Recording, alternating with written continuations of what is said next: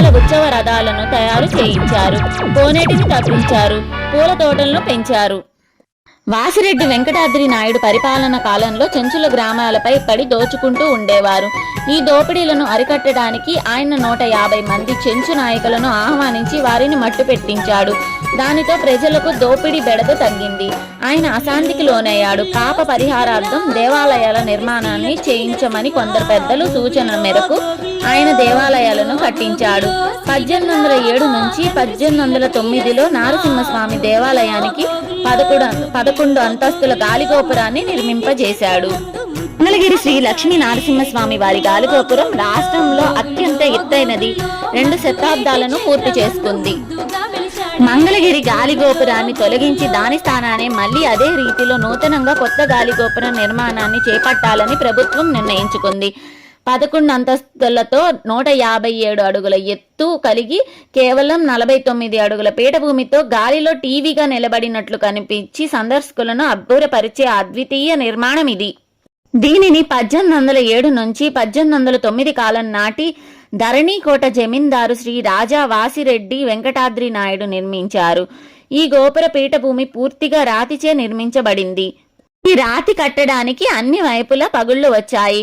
గాలి గోపుర పీఠభూమి 3D laser screening పునాదులు అంతర్భాగాన్ని స్క్రీనింగ్ చేయాలని భక్తులు కోరుకున్నారు.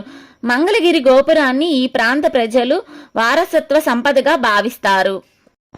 పానకాల స్వామికి ఇక్కడ డ్రమ్ముల కొద్దీ పానకాలు తయారు చేస్తుంటారు. పానకం తయారీ సందర్భంగా కింద ఎంత ఒలికినా ఈగలు చీమలు చేరవట. సృష్టిలో ధర్మం పూర్తిగా నశించి యుగ సమాప్తి దగ్గర పడుతున్నప్పుడు మాత్రమే పానకం ఒలిగినప్పుడు ఈగలు చీమలు చేరడం ఆరంభమవుతుందని అంటారు. మద్రాసులోని సెయింట్ జార్జ్ మచిలీపట్నం నుంచి మద్రాస్ వెళ్తూ 1679 మార్చి 22వ తేదీన మంగళగిరి చేరుకున్నాడు.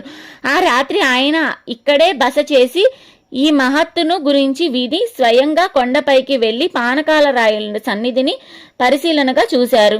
ఇదేదో గమ్మత్తుగా ఉంది, తనకైతే నమ్మకంగా లేదన్నారు. మంగళగిరిలో ఉష్ణోగ్రత చాలా ఎక్కువగా ఉంటుంది.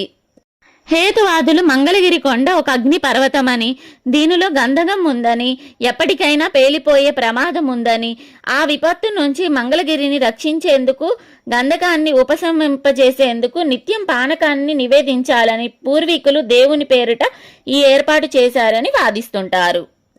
ఇదేనండి నేను తెలుసుకున్న పానకాల లక్ష్మీ నరసింహస్వామి వారి కథ మరియు చరిత్ర. దీంట్లో ఏమైనా తప్పులు ఉంటే నన్ను క్షమించండి. అలాగే నా ATM 1009 ఛానల్ని లైక్, షేర్ అండ్ సబ్స్క్రైబ్ చేయండి.